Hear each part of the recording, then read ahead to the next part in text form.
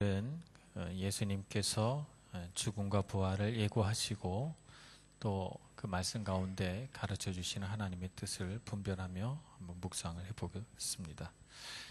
예수님께서 죽으시고 부활하실 것이라는 사실을 우리 복음서에 보면 대략 3번 정도를 말씀하십니다.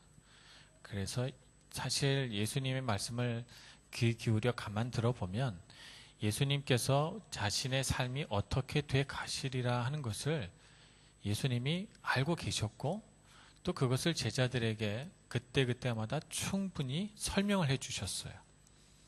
그런데 예수님의 제자들은 예수님이 그와 같은 길을 걸어가시리라고 혹은 그 길을 예수님이 그냥 용납하고 받아들이실 거라는 사실을 전혀 이 제자들은 이해하지 못했어요. 그렇게 하시리라고는 상상도 하지 못했죠. 예수님께서는 그렇게 하시기로 이미 마음에 작정을 하셨고 또 그런 길을 걸어감에 있어서 그 모든 것이 하나님의 섭리와 계획 가운데 있다고 하는 사실을 아시고 겸손히 순종하셨습니다. 그래서 오늘 두 번째 순환 예고를 하세요. 내가 이제 죽고 십자가에 달려 죽고 또 부활하고 그래서 하나님의 영광을 드러낼 것이라고 분명히 얘기를 하거든요. 그래서 그 얘기를 들을 때 제자들 마음이 어땠는가 하면 무서워하고 두려워했다고 그랬어요. 떨렸어요. 그래서 제자들은 이런 얘기를 자꾸 예수님하고 대화하는 게 별로 유쾌하지 않은 거예요. 그래서 그런 얘기를 예수님과 대화하기를 거부합니다. 그래서 묻기조차도 두려워하는 거예요. 여러분도 이제 자꾸 우울한 얘기 계속하면 싫잖아요, 그죠? 그러니까 예수님의 제자들도 뭐 이렇게 예수님이 이제 돌아가신다는 얘기, 뭐 이런 얘기 자꾸 하는 게 너무 무섭고 두렵고 유쾌하지 않으니까 아예 물어보지도 않아요. 왜 돌아가시는 거예요? 언제예요? 뭐 이런 거 물어보지도 않는 거예요. 그냥 예수님이 오늘 약간 컨디션이 안 좋으신가 보다 이렇게 생각하고 그냥 넘어가는 거죠. 그런데 그게 이제 중요한 것이 아니라 뭐 거기까지는 그럴 수 있어요. 근데 문제는 이렇게 예수님이 순환예고를 하셨는데 그것을 들은 지 얼마 되지 않아서 길을 걸어갈 때 제자들끼리 서로 다툽니다. 여기 보니까 쟁론한다고 돼 있어요. 제자들끼리 다투는 거예요. 이 제자들이 서로 다투는 이 다툼의 주제가 뭔가 하면 누가 크냐라고 하는 것이 주제죠. 예수님이 방금 전에 내가 이제 십자가에 달려 죽을 것이고 3일 만에 부활할 것이다. 그런 과정 가운데 많은 고초와 고난을 겪을 것이고 유대인들에게 미움을 받을 것이다. 뭐 이런 얘기들을 예수님이 설명했는데 제자들은 그 얘기를 듣고 되게 마음 불편한 얘기 하시네. 그리고 길에 가다가 야, 우리들 중에 누가 제일 크니? 이렇게 된 거죠. 그래서 제자들끼리 서로 그 얘기를 가지고 야, 만약 요한이라고 하는 제자라면 나는 예수님이 어딜 가든지 나를 데리고 다니셔. 그러니까 내가 예수님의 제자 중에 첫째야. 이렇게 말하는 것입니다. 베드로가 아이고 천국의 열쇠를 나한테 준다는 얘기 너 못 들었니? 내가 수제자야. 이렇게 말합니다. 마태는 마태대로 바돌로메는 바돌로메대로 각자 자기가 예수님에게 가장 소중하고 첫째 되는 제자라고 그렇게 말하고 첫째라고 주장하지 못하는 제자들은 그러면 난 너 다음쯤 되겠다. 뭐 이렇게 해서 자기의 순서를 한번 정해보는 어떻게 보면 굉장히 유치한 촌극이 이 제자들 가운데서 벌어지고 있었던 것이죠. 누가 크냐라고 하는 것입니다. 이 누가 크냐라고 하는 이 이야기를 이렇게 제자들이 예수님 앞에서 서슴없이 이야기할 수 있었던 이유는 지금 제자들의 눈으로 보기에 예수님이 속해 있는 이 상황이 예수님을 둘러싼 이 환경이 대단히 그들의 보기에는 성공적이었기 때문에 그렇습니다. 많은 무리들이 어디를 가든지 따라오고 예수님의 손으로 누구든지 만졌다 하면 그 병이 낫고 기적이 일어나고 심지어는 물고기 2마리와 떡 5개로 오병이에 의해 축복이 벌어지는 이런 기적들이 예수님의 삶 가운데 가득한 거예요. 이 정도라면 예수님이 예루살렘에 입성해서 사람들을 불러 모은다면 엄청난 변혁과 나라가 뒤집혀질 정도의 큰 변화가 일어나겠다. 예수님이 이런 능력을 갖고 계시니 누가 예수님을 건드릴 소냐. 제자들 마음속에는 내가 예수님께 줄 서기를 정말 잘했네. 야, 난 정말 머리가 좋은 것 같아. 난 정말 잘 선택했어. 뭐 이런 생각들이 예수님의 제자들 가운데 가득하지 않았을까요? 예수님의 제자들은 예수님의 말씀을 그 자리에서 살아계신 예수님의 육성으로 똑똑히 정말 예수님께서 친절히 설명까지 해주시는 것을 다 듣는 이런 지구 우리 인류 가운데 존재하는 모든 인류 가운데 최고로 축복받은 사람임에도 불구하고 어떻게 보면 가장 역설적으로 예수님의 말씀을 가장 못 알아듣는 사람들이었던 것입니다. 아마 저와 여러분이 타임머신을 타고 다시 돌아가서 예수님을 만난다면 그 시대에 우리는 굉장히 말을 잘 들을 것 같아요. 그죠? 우리는 예수님 십자가의 길을 걸어가시죠. 그럼 막 너무 마음이 아파서 예수님이 그 말씀을 하시면 막 눈물이 날 것 같아. 그리고 막 예수님 저는 한없이 낮아질 거예요. 막 이렇게 반응하면서 그럴 것 같은데 예수님의 제자들은 예수님 바로 곁에서 그 육성을 듣는데도 불구하고 이게 무슨 말인지 모르는 것이죠. 왜 그럴까요? 왜 그럴까요? 우리의 시선은 항상 높은 곳을 보기 때문에 그렇습니다. 우리 안에는 낮아지는 것을 참지 못하는 그런 욕심이 우리 안에 있어요. 우리 안에는 어떤 욕심이 있는가 하면 자꾸 올라가고 싶어요. 다른 사람들 위에 앉고 싶지 아래에 앉고 싶지 않아요. 더 많이 모아서 내가 제일 많이 갖고 싶지 나눠주기 싫어요. 우리 안에 그러한 죄성, 욕구들이 우리 안에 있다는 것이죠. 그래서 예수님께서 그 반대의 길을 가고자 하실 때 이해가 안 되는 거예요. 근데 우리 여기서 알아야 될 것이 하나 있어요. 높은 곳에 올라가고 많은 사람들에게 존경받고 사랑받는 것은 결코 나쁜 일이 아니라는 것입니다. 결코 나쁜 일이 아니에요. 높은 곳에 올라가는 것은 좋은 일입니다. 하나님께서도 그것을 축복이라고 말씀하셨고 그렇게 되라고 선언도 하셨고 하나님의 사람들이 많이 모아서 부자가 되는 것을 하나님이 기뻐하셨고 하나님이 더 주기를 원하세요. 그리고 하나님의 사람이 높은 곳에 앉아서 선한 일들을 많이 베풀고 아름다운 다스림으로 이 세상을 통치하기를 원하셔요. 그런데 오늘 제자들이 누가 크냐라고 하는 주제를 가지고 서로 다투고 이야기하는 것이 왜 우리에게 나쁘게 느껴질까요? 뭐가 다른 걸까요? 하나님이 원하시는 높은 곳에 오르기를 좋아하는 기뻐하시는 그런 것과 우리가 높은 곳에 올라가려고 하는 것과 뭐가 다른 것일까요? 하나님께서 우리가 높은 곳에 올라가기를 원하시고 기뻐하시는 것은 하나님의 뜻대로 우리의 욕심과 정욕으로 반응하는 것이 아닌 하나님의 섭리로 그렇게 되기를 하나님이 기뻐하셔요.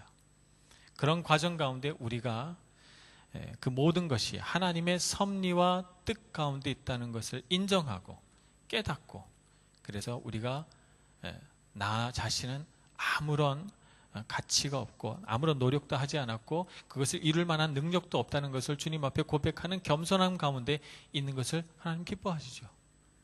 그런 사람이 높이 올라가는 것을 좋아하세요. 그런데 우리가 높이 올라가려고 하는 것은 뭐죠? 그런 것보다는 내 지식, 내 능력, 내 힘 이걸 가지고 올라가서 내가 영광 받기를 원하는 거예요. 사람들이 나를 칭찬해주고 내가 드러나고 그래서 야, 저 사람 대단한데 저 사람은 어떤 능력이 있길래 그래서 사람들이 우리를 우러러보기를 원하죠.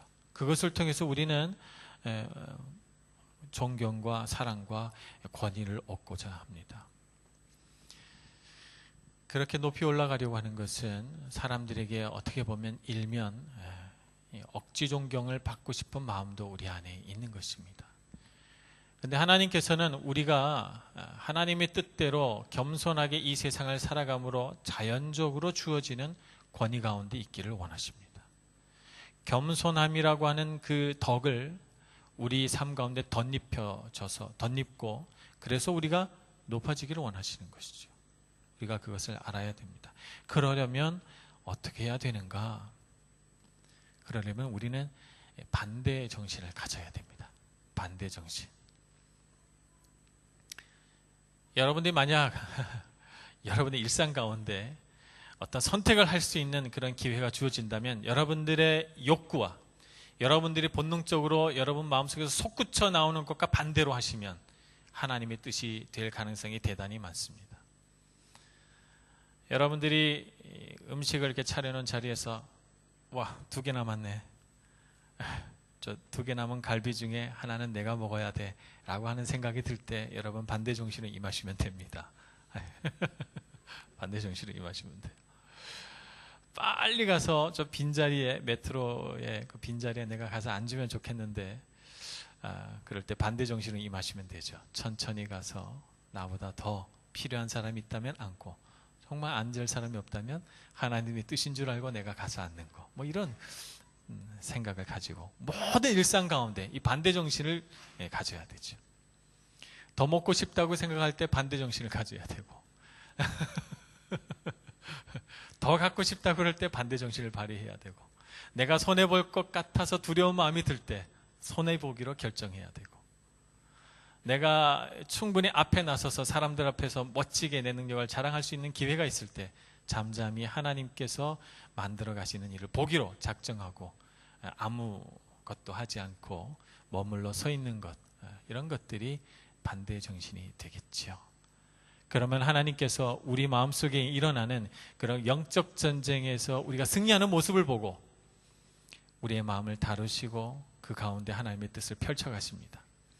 우리가 그것을 알아야 됩니다. 지난주에 저희들이 믿음에 관해서 배웠어요. 믿음이라고 하는 것은 하나님이 할 수 있다고 결정하시면 우리는 할 수 있다고 생각하는 거예요. 그것이 믿음입니다. 하나님의 손에는 실패라는 것이 없어요. 하나님의 손에는 항상 승리만 있습니다. 그렇기 때문에 하나님의 뜻대로 우리가 살아가면 우리 삶에는 결코 패배가 없는 것입니다. 성경에 그려져 있는 수많은 위인들을 보시기 바랍니다. 이 성경에 등장하는 많은 위인들이 보면 사람의 눈으로는 실패이지만 하나님의 눈으로 보면 위대한 성공을 위한 준비 과정이죠. 요셉이 그랬고 다윗이 그랬습니다. 만약 이들에게 이런 위대한 성공을 이루기 위한 준비 과정이 없었다면 그들의 성공은 어찌 보면 여름의 소나기처럼 한순간의 성공으로 끝나고 말았을지도 모르겠어요. 그러나 하나님은 하나님의 사람, 위대한 하나님의 사람을 만들기 위하여 위대한 성공을 주어서 그 성공을 끝까지 붙들고 가도록 하기 위해서 우리에게 그 준비 과정을 주시죠. 그래서 작은 여러 번의 실패를 통해서 위대한 승리를 거머쥘 수 있게 해주십니다. 그래서 그런 과정으로 십자가도 우리에게 주신 것이죠. 마태복음 16장 24절 말씀, 지난주에 제가 말씀을 드렸던, 누구든지 나를 따라오려거든 자기를 부인하고 자기 십자가를 지고 나를 따를 것이니라 라고 하는 말씀을 제자들에게 하셨어요. 예수님이 이런 말씀만 하신 것이 아니라 예수님의 삶을 보면 정말 그래요. 예수님은 자기를 부인하는 삶을 살아가셨습니다. 한 번도 내 생각, 내 주장, 내 욕심을 제자들 앞에서 보인 적이 없습니다. 무슨 말을 하여도 아버지께서 내게 주신 말씀을 하고, 무슨 행동을 하여도 항상 하나님께서 원하시는 것을 하려고 하는 마음을 가지고 있으셨습니다. 예수님이 이 땅에 내려오신 목적이 바로 거기에 있기 때문이죠.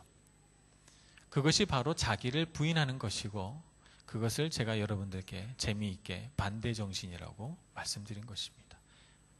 자기를 부인하는 삶을 예수님은 살아가셨고, 자기를 부인하는 말씀을 여러 가지로 사용하셔서 우리에게 따라오라고 명령하십니다. 따라가면 그 작은 실패들, 내가 반대 정신을 발휘하고 내 자신을 부인함으로써 생기는 수많은 실패들이 하나님께서 만들어 가시는 위대한 성공의 밑거름이 되고 준비 과정이 될 것이라고 우리에게 말씀해 주고 있는 것입니다. 그러니 우리가 이 순간 내 것을 내어놓고 때로는 손해보고 때로는 물러나고 때로는 뒷자리로 가도, 그래서 누군가는 높은 자리에서 섬김을 받고 나는 낮은 자리에서 누군가를 섬기는 사람이 되어도 그것은 결코 실패가 아니라고 우리에게 말씀해 주고 있는 것입니다. 그러므로 여러분, 예수님의 이런 부르심을 따라 뒤따라가야 할 것입니다. 오늘 예수님께서 제자들에게 말씀하시기를 누구든지 섬김을 받으려거든 35절 말씀 12제자를 불러 이르시되 누구든지 첫째가 되고자 하면 뭇사람들의 끝이 되며 뭇사람을 섬기는 자가 되어야 하리라 이렇게 말씀하십니다. 그러면서 마태복음에 보면 나는 너희에게 선생으로 왔지만 섬기는 자로 있느니라 이렇게 말씀하시죠. 우리는 어느 자리에서든지 섬기는 자가 되어 우리 삶 가운데 하나님이 원하시는 반대 정신을 발휘할 때 우리의 힘이 거기에서 나옵니다. 이 세상을 한번 여러분 둘러보세요. 이 세상은요, 우리가 그렇게 살으라고 말해주지 않습니다. 이 세상은 기회가 있으면 잡아라. 너희가 앞서갈 수만 있다면 최선을 다해서 앞에서 다른박질 쳐라.